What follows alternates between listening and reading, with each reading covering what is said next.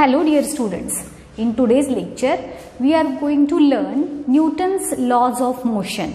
Okay, so the Newton's first law, which was already studied by you in 8th standard, that we are going to revise here again, and after that we will be starting with Newton's second law and Newton's third law. So the first law of motion, which was stated by Newton, is also called as law of inertia. न्यूटनचा जो first law of motion होता त्यालाच law of inertia असं देखील म्हणतात. 8th स्टँडर्डमध्ये तुम्हाला हा law झालेला आहे. सो इनर्शिया म्हणजे काय आठवते का बघा तुम्हाला. आपण इनर्शिया ही कन्सेप्ट लास्ट इयर जी शिकलेलो होतो त्याच्यामध्ये आपण बघितलेलं होतं की जेव्हा केव्हा एखादा ऑब्जेक्ट आहे त्या स्टेटमध्ये राहतो, means if it is in steady state then it will tend to remain steady, and if it is in motion then it will tend to remain in state of motion. So that ability or that property of the substance is called as inertia.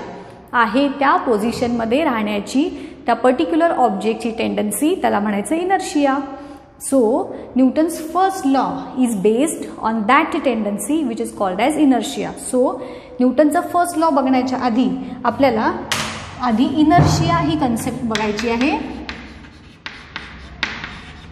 Inertia is nothing but tendency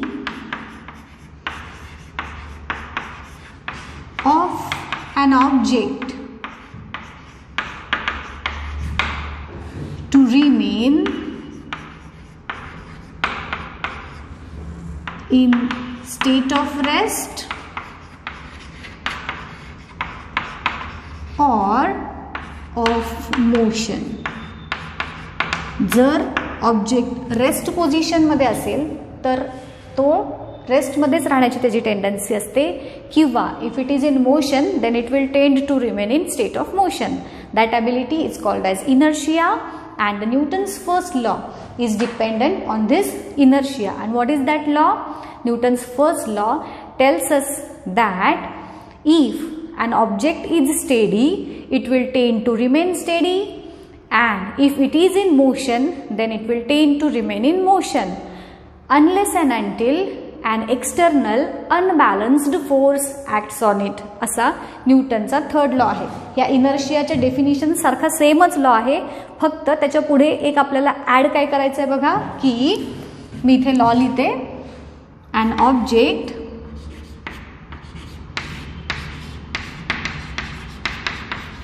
tends to remain steady or in state of uniform motion. Steady असेल तर steady राहणार, uniform motion मध्ये असेल तर uniform राहणार. कधीपर्यंत तर त्याच्या पुढे ऍड करायचं unless an external unbalanced force acts on it. जोपर्यंत त्याच्यावरती एखादा अनबॅलन्स्ड फोर्स ऍक्ट होत नाही तोपर्यंत ते ऑब्जेक्ट जर स्टेडी असेल तर ते स्टेडी राहणार, जर मोशनमध्ये असेल तर मोशनमध्ये राहणार. All examples of inertia are examples of Newton's first law. काय काय एक्झाम्पल्स आहेत ते इनर्शियाची. लास्ट इयर आपण inertia of motion, inertia of rest, inertia of direction असे 3 प्रकार बघितलेले होते इनर्शियाचे, आणि हे सगळे एक्झाम्पल्स तुम्ही इथे न्यूटन्स फर्स्ट लॉचे एक्झाम्पल्स म्हणून सांगू शकता. So if a fan is steady then it will tend to remain in a steady state unless and until you switch the button on. फॅनचं बटन जोपर्यंत तुम्ही ऑन करत नाही तोपर्यंत तो जो फॅन आहे तो स्टेडीच राहणार. जर तो फॅन मोशनमध्ये आहे, सुरू आहे, आणि बटन तुम्ही जरी ऑफ केलं तर it will tend to remain in that state of motion for a while, and after some time it will stop. आणि मग ह्याचे एक्झाम्पल्स तुम्ही बघितलेले होते की जर तुम्ही एखाद्या बसमधून ट्रॅव्हल करताय, बस स्टार्ट होताना we get a backward jerk, bus stop होताना, म्हणजे जर गाडी तुमची चालू आहे आणि ब्रेक अप्लाय केला ड्रायव्हरने, तर तुम्ही अचानक पुढे फॉरवर्ड जर्क होतो, तुमच्या बॉडीला बसतो. ही सगळी एक्झाम्पल्स ही ह्या इनर्शियाची सांगता येतात. काय होतं रे, जेव्हा आपली बस स्टेडी स्टेटमध्ये आहे, that time our body is also in a steady state just like that bus. Now when the bus starts, then the part of the body which is in contact with the bus gets that particular motion of bus, and the upper part of the body which is not in direct contact with the bus will tend to remain steady. बॉडीचा जो वरचा part आहे तो steady राहण्याचा try करेल, कारण त्याच्यामध्ये inertia असणार, आणि जो पार्ट बसच्या डायरेक्ट कॉन्टॅक्टमध्ये आहे तो बस बरोबर पुढे जाणार, आणि म्हणून आपण बॅकवर्ड जर्क आपल्या बॉडीला येतो.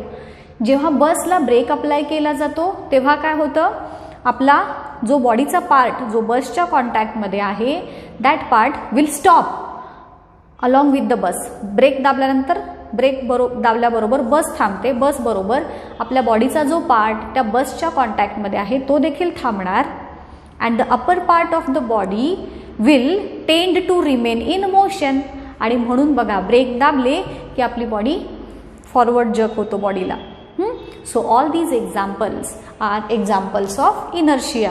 सतरंजी तुम्ही झटकली, काय होतं, डस्ट सेपरेट करतो ना आपण सतरंजी किंवा एखादं कार्पेट झटकून, त्या केसमध्ये देखील काय होतं, वेनेवर वी ते जे कार्पेट असतं ते आपण घेतो, त्याला जर्क देतो, तेव्हा ते carpet it is set in motion and the dust get separated as it will tend to remain in the steady state. डस्टची टेंडन्सी राहणार की आहे त्या पोझिशनमध्ये राहण्याची, आणि कार्पेट आहे ते मोशनमध्ये होणार कारण आपण त्याला जर्क दिलाय, ज्याच्यामुळे हे दोन्ही डस्ट जी आहे ती कार्पेटपासून सेपरेट होईल. सो हा झाला आपला न्यूटनचा first law which is called as law of inertia. समजला सगळ्यांना? याच्यावरचे क्वेश्चन्स तुम्हाला explain Newton's first law along with examples असं विचारलं जाईल, किंवा explain law of inertia along with examples, किंवा जसे मी आत्ता हे तुम्हाला जे क्वेश्चन सांगितले ना सायंटिफिक रिझनसाठी ते क्वेश्चन्स तुम्हाला विचारले जातात की why we get a forward jerk when a bus is applied brake, किंवा brakes are applied to a bus, then why we get a backward jerk when the bus is started. अशा पद्धतीचे प्रश्न तुम्हाला scientific रिझनसाठी विचारले जातात based on Newton's first law.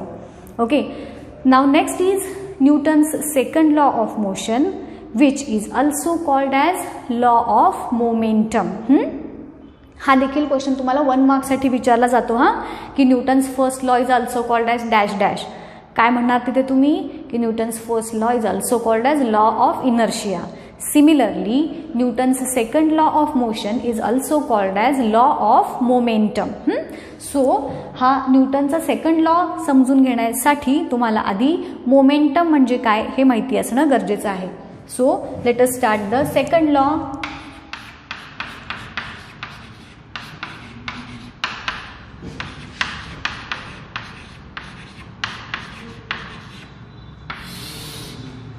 Which is also called as law of momentum.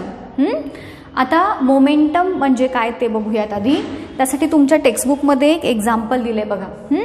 काय example आहे की एक रबर बॉल आणि एक प्लास्टिक बॉल असे 2 बॉल तुम्हाला हातात धरायला सांगितले. ओके, आणि ते बॉल तुम्ही तुमच्या सपोज फ्रेंडकडे फेकायचे, कॅच घ्यायला सांगायचं फ्रेंडला. सो सेम व्हेलॉसिटीनं म्हणजे सेम स्पीडनं तुम्ही ते दोन्ही बॉल तुमच्या फ्रेंडकडे फेकणार. आता ते दोन्ही बॉल, रबराचा बॉल तुमचा हेवी असतो, प्लास्टिकचा बॉल कम्पॅरेटिव्हली लाईटर असतो. सो तुम्हाला रबराचा बॉल कॅच करायला कम्पॅरेटिव्हली अवघड जाणार आणि तुम्ही त्या कम्पॅरेटिव्हली प्लास्टिकचा बॉल इझिली कॅच करणार. हे एक एक्झाम्पल झालं. नाव एकच बॉल घेतला सपोज, आयदर रबरचा किंवा प्लास्टिकचा. आता सेम बॉल आहे, सेम मटेरियल, सगळं सेम. आता तोच बॉल मी हळू फेकायला सांगितला, तुम्ही तुमच्या फ्रेंडकडे एकदम स्लोली फेकला आणि सेम बॉल तुम्ही खूप फास्ट फेकलात. जेव्हा तुम्ही तो बॉल फास्ट फेकता तर it will be more difficult for you to catch the ball. But if the ball is thrown at a very slow speed, then it will be easier for you to catch the ball. So या एक्झाम्पल्समधून आपल्याला मोमेंटमची concept ही समजून घ्यायची आहे. Momentum म्हणजे काय असतं तर ज्याला मराठीतून आपण संवेग असं म्हणतो. सो संवेगपेक्षा आपण मोमेंटमची कन्सेप्ट बघूयात कशा पद्धतीनं तुम्हाला डिफाईन करायला विचारले जाते. Momentum is the product of object's mass and its velocity. ऑब्जेक्टचं मास आणि त्याची व्हेलॉसिटी या दोघांचं प्रोडक्ट म्हणजेच मल्टिप्लिकेशन म्हणजेच मोमेंटम असतं. सो एखाद्या जसं आता ते जे तुम्हाला मी 2 एक्झाम्पल्स सांगितली की रबर बॉल आणि प्लास्टिक बॉल, या दोघांच्यामध्ये प्लास्टिक बॉलचं मास हे कंपॅरेटिव्हली कमी होतं आणि म्हणून त्याच्यामध्ये असणारं मोमेंटम हे कमी होतं. Wear as in case of rubber ball as it is having more mass than the plastic ball, त्याच्यामधलं असणारं मोमेंटम हे जास्त होतं. आता सेम बॉल जर आपण घेतला आणि तोच बॉल जर आपण स्लोली आणि फास्टली जर थ्रो केला तर जेव्हा सेम बॉल आपण स्लोली फेकतो तर तेव्हा त्याची व्हेलॉसिटी कमी असल्यामुळे त्याच्यामधलं असणारं मोमेंटम देखील कमी असणार. वेअर ॲज सेम बॉल जेव्हा आपण फास्ट फेकतो तेव्हा व्हेलॉसिटी जास्त असल्यामुळे मोमेंटम हे जास्त असणार. So what is momentum? Momentum is nothing but the product of mass and velocity.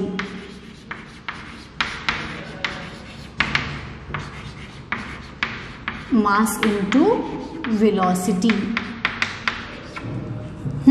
मोमेंटमचा हा फॉर्म्युला झाला जे आपण momentum is equal to M into V असा देखील शॉर्टमध्ये सांगू शकतो.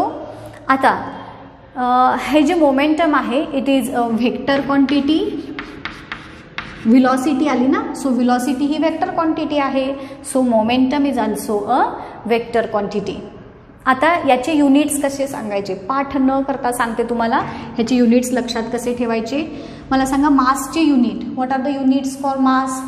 किलोग्रॅम आणि ग्रॅम. सो SI युनिट जेव्हा आपण मोमेंटमचं सांगतो इट इज किलोग्रॅम.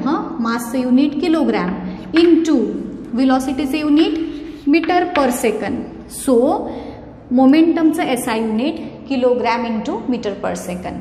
सेम वेनं CGS युनिट जेव्हा आपण सांगतो, मासचं CGS युनिट ग्रॅम, व्हेलॉसिटीचं CGS unit centimetre per second आणि म्हणून मोमेंटमचं CGS unit gram centimetre per second. या फॉर्म्युलावरून तुम्ही ह्याचे SI आणि CGS युनिट न लर्न करता देखील इझिली सांगू शकता. प्रोव्हाइडेड दॅट तुम्हाला ह्याचे SI आणि CGS युनिट्स माहिती असले पाहिजेत. जर हेच माहिती नसतील, इझी आहेत हे. मासचे युनिट, व्हेलॉसिटीचे युनिट्स हे आपण आधी खूपदा शिकलोय. सो तेच आपण इथे घेतलेत आणि मोमेंटमचं SI युनिट आणि CGS युनिट फॉर्म केलं आहे. लक्षात आलं? वेक्टर क्वांटिटी का आहे? बिकॉज व्हेलॉसिटी पण वेक्टर क्वांटिटी आहे आणि म्हणून मोमेंटम देखील वेक्टर क्वांटिटी आहे. सो ही बेसिक इन्फॉर्मेशन झाली रिगार्डिंग मोमेंटम. आता ॲक्च्युली आपण जो सेकंड लॉ ऑफ मोशन आहे तो काय आहे बघूयात.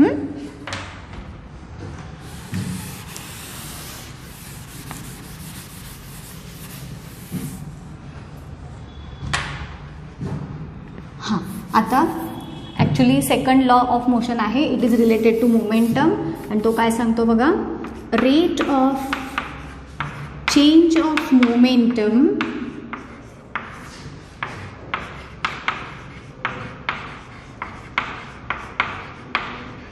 is directly proportional to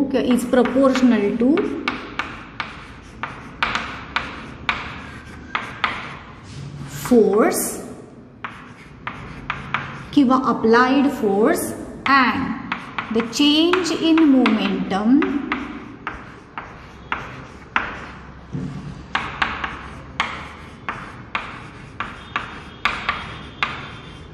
occurs in the direction of force.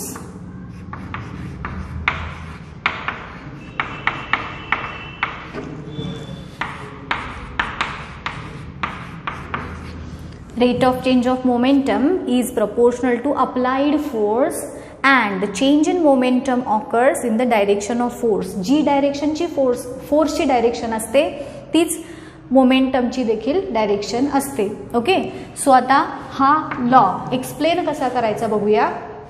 याच्यामध्ये मोमेंटम जे आता तुम्हाला सांगितलं की momentum is equal to m into v, mass into velocity of an object. आता हा कशाशी प्रोपोर्शनल आहे? मोमेंटम हा अप्लाइड फोर्सशी. सो मी हे जे स्टेटमेंट आता लिहिलंय ते इन शॉर्ट कसं सांगेन बघा. Rate of change of momentum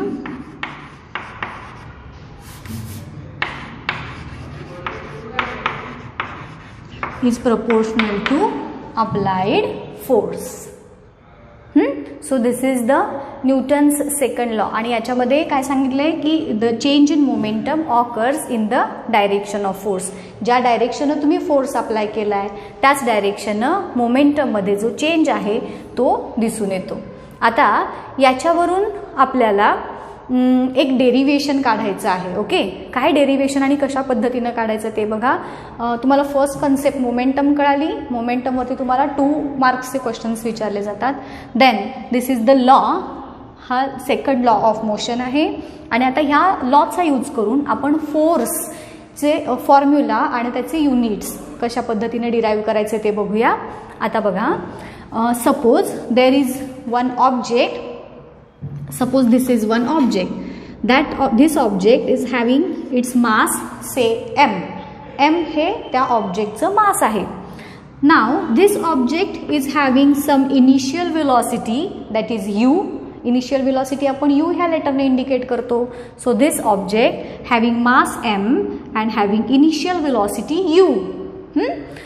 It is moving with a certain velocity and now a force is applied, say F. F हा फोर्स आपण त्या ऑब्जेक्टवरती अप्लाय केला. आता काय झालं रे? Due to this applied force the velocity of that object will change. Initially it was u and now as the force is applied its velocity will change to v, that is final velocity. आता काय झालं? ह्याची velocity change झाली आणि it will become now v after a time period t. काय काय सांगितलं लक्षात आलं का बघा. एक ऑब्जेक्ट आहे, इनिशियल व्हेलॉसिटी u, त्याला स्पेसिफिक असा फोर्स अप्लाय केला, त्याच्यामुळे त्याची व्हेलॉसिटी इन्क्रीज झाली आणि ती किती झाली? v एवढी. आता बघा, आता या पर्टिक्युलर ऑब्जेक्टचं असणारं इनिशियल मोमेंटम काय असणार बघा. या ऑब्जेक्टचं initial momentum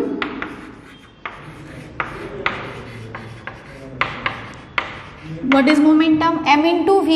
so here m आणि v म्हणजे velocity. आता इथे velocity u आहे, hence I will write here as m into u.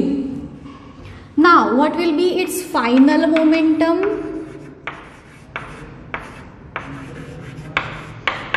It will be m into v.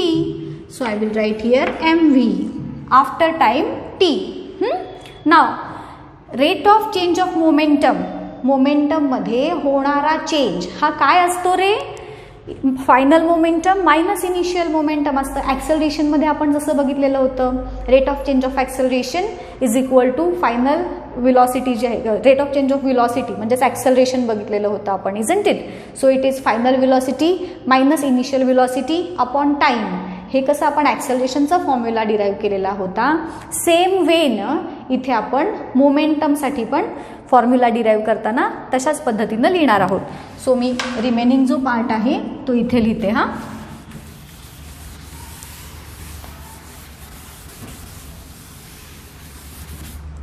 Now see, rate of change of momentum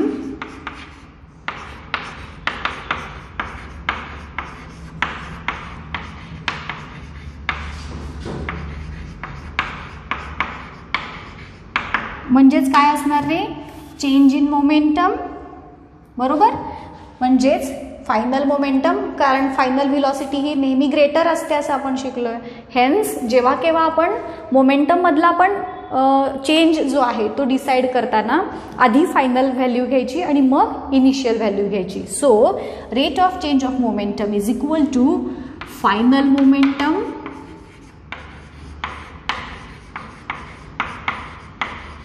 minus initial momentum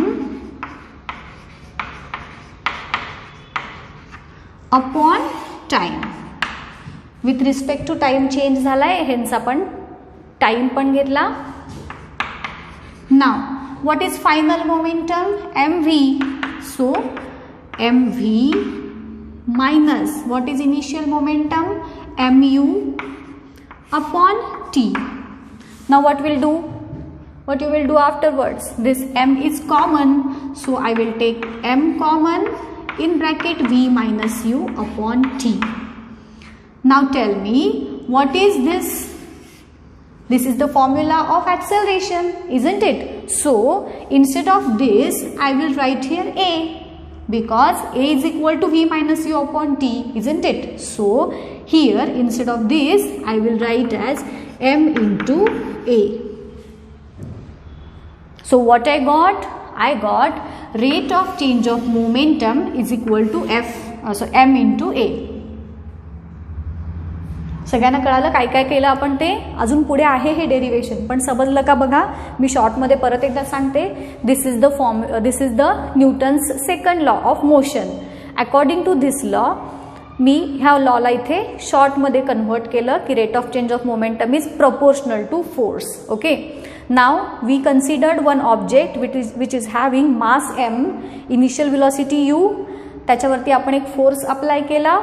Then its velocity got changed into v. Then as per the definition of momentum, or as per the formula of momentum, momentum is equal to mass into velocity. So initial momentum साठी मी mu घेतलं आणि final momentum साठी mv घेतलं. Now rate of change of momentum म्हणजेच final momentum minus initial momentum upon time. This is final momentum, this is initial momentum upon time. m common घेतला आणि इथे v minus U upon T म्हणजेच acceleration आहे आणि म्हणून मी इथे m into ए घेतलं.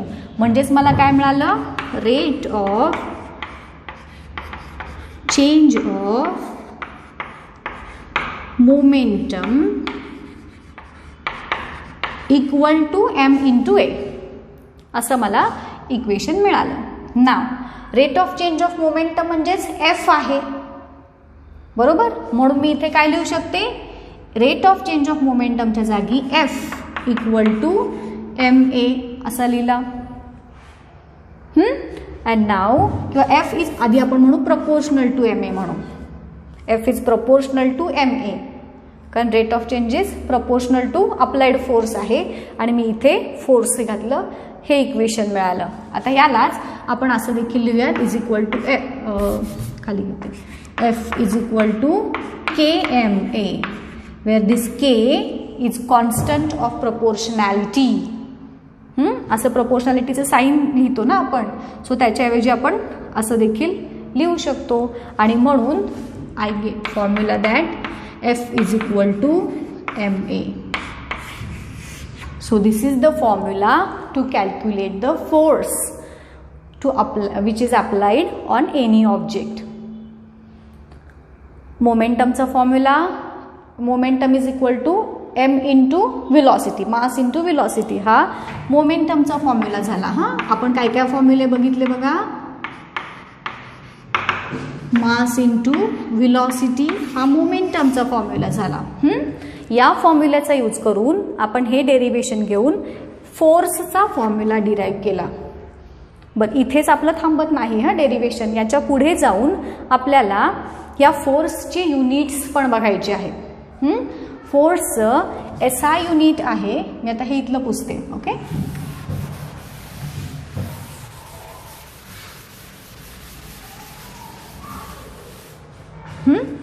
SI unit of force is Newton.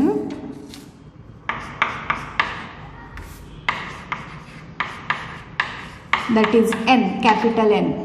Force is expressed as N.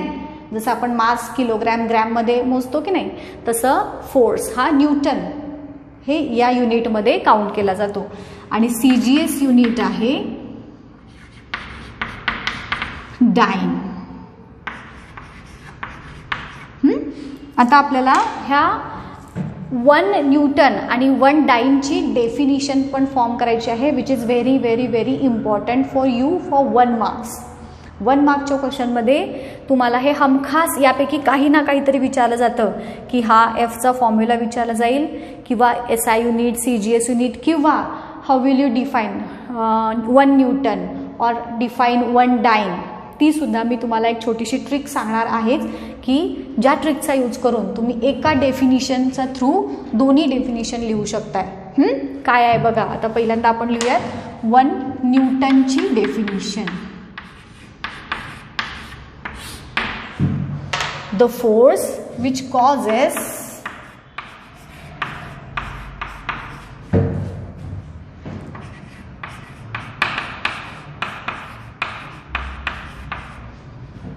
a mass of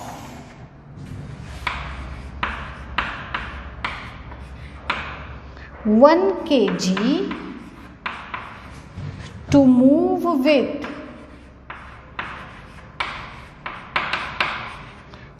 with an acceleration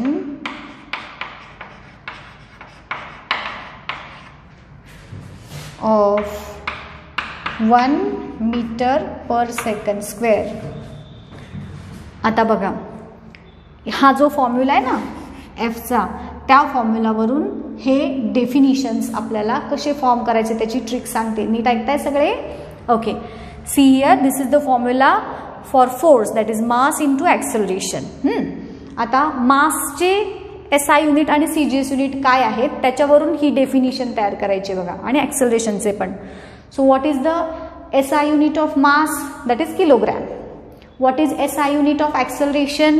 metre per second square. So या दोघांचा यूज करून मी 1 न्यूटनची definition कशी फॉर्म केली बघा, की 1 किलोग्रॅम ऑब्जेक्ट आहे. Suppose this is 1 kilogram object, किंवा हा 1 किलोग्रॅम ऑब्जेक्ट आहे. या 1 kilogram ऑब्जेक्टचं acceleration 1 metre per second square इतकं होण्यासाठी त्याच्यावरती काहीतरी फोर्स अप्लाय करावा लागेल ना, and that force is called as 1 Newton. Got it? The force which causes a mass of 1 kg to move with an acceleration of 1 meter per second square is called as 1 Newton force. आता तुमच्या लक्षात आलं असेलच, या दोन ज्या entities आहेत त्या फक्त चेंज करायच्या. म्हणजेच आता इथं आपल्याला काय पुट करायचं आहे की ज्यामुळे डाईनची डेफिनिशन तयार होईल. तर येस, 1 डाईनची डेफिनिशन कशी तयार करणार बघा. इथे हे दोन्ही आपण SI युनिट पुट केले, कुणाचे? मासचं आणि ॲक्सेलरेशनचं. आता इथेच ह्याच सेम फॉर्म्युलामध्ये किंवा ह्या सेम डेफिनिशनमध्ये मास आणि ॲक्सेलरेशनचे CGS युनिट पुट केल्यानंतर आपल्याला 1 डाईनची डेफिनिशन मिळेल. सो तुम्ही सांगायचं, तुम्ही तयार करायचे तर definition 1 dyne. Same definition, the force which causes a mass of 1 kgच्या ऐवजी मासचं CGS युनिट, SI युनिट काय असणार आहे? 1 gram. To move with an acceleration of, इथे 1 मीटर पर सेकंड स्क्वेअरच्या ऐवजी ॲक्सेलरेशनचं CGS युनिट म्हणजेच सेंटीमीटर पर सेकंड स्क्वेअर घ्यायचं, आणि इथे 1 मीटर पर सेकंड स्क्वेअरच्या ऐवजी 1 सेंटीमीटर पर सेकंड स्क्वेअर घेतलं की आपली 1 डाईनची डेफिनिशन फॉर्म झाली. आणि ती कशी तयार होईल बघा. The force which causes a mass of 1 gram to move with an acceleration of 1 centimetre per second square is called as 1 dyne force. 1 gram object असेल आपलं आणि त्या ऑब्जेक्टचं acceleration 1 centimetre per second square या स्पीडनं होण्यासाठी त्याच्यावरती आपण जो फोर्स अप्लाय करतो त्याला म्हणायचं 1 डाईन फोर्स. आलं लक्षात? सो आजच्या लेक्चरमध्ये आपण काय काय बघितलं? Newton's first law of motion which is also called as law of inertia. त्याच्यामध्ये आपण सगळे इनर्शियाचे एक्झाम्पल्स बघितले.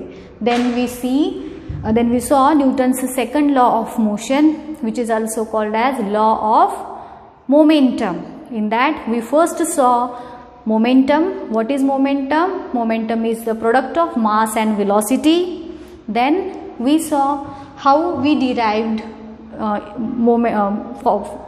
formula of force from the formula of momentum, and then units of force, formula of force, and then definitions of 1 Newton and 1 dyne. So we will start here in this lecture, and in the next lecture we will start Newton's third law of motion. Okay, goodbye.